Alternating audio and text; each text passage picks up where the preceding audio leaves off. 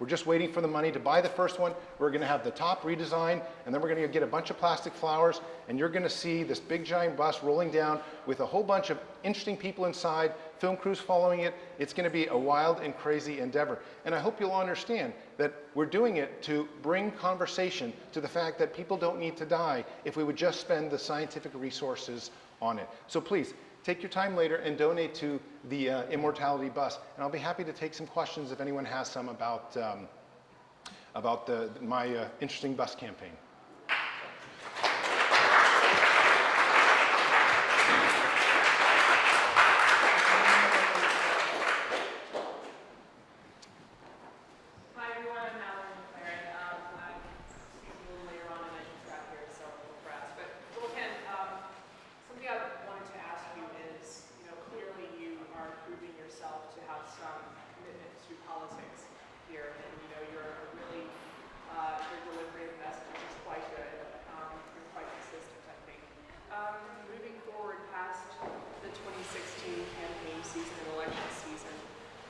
What do you see yourself doing politically?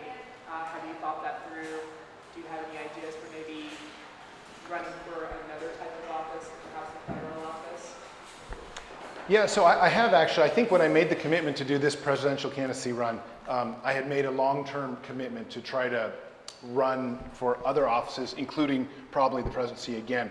I'm not 100% sure I would do it for the Transhumanist Party again. My goal was to establish the party and to let it run, and hopefully it would become a worldwide movement that now had a political aspect. I think all important movements need political aspects.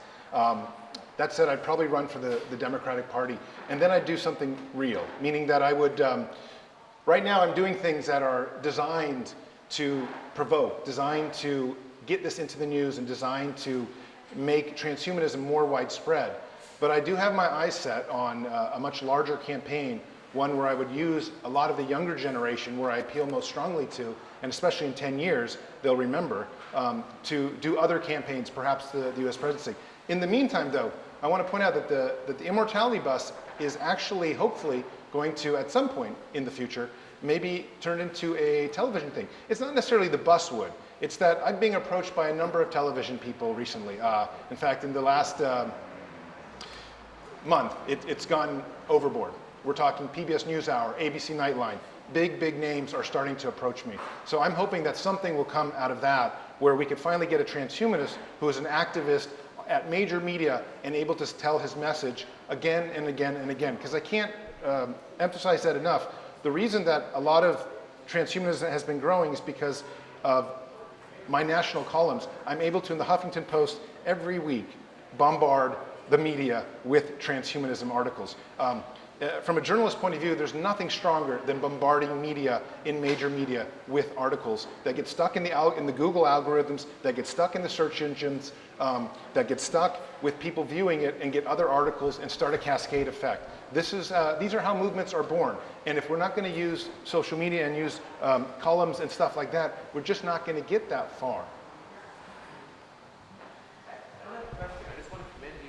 Understanding and making good use of the society and spectacle. I think you've got a good shot here. Thank you. Yes, the spectacle is an interesting word because, one of the very first things one of my best friends said to me, and I had to keep this secret because we were not able to say it, is, you're being too eccentric.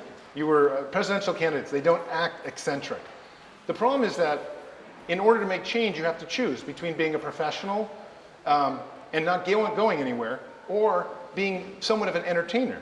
And being an entertainer means sometimes making spectacles, being eccentric, doing things that are out there to bombard society and get them to change their mind. And I say this again from a transhumanist activist point of view, we're going to need to break eggs in order to get our movement into the society, into mainstream ideas, and into the youth to really embrace them. And if we do that, we're going to wake up in 10 years, and I promise you, we're going to be a transhumanist-minded society. I believe the transhumanist movement is just like the environmentalism movement was 20 years ago.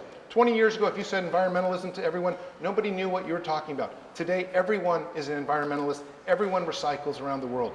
That's how transhumanism can be if we can just get people to latch onto it.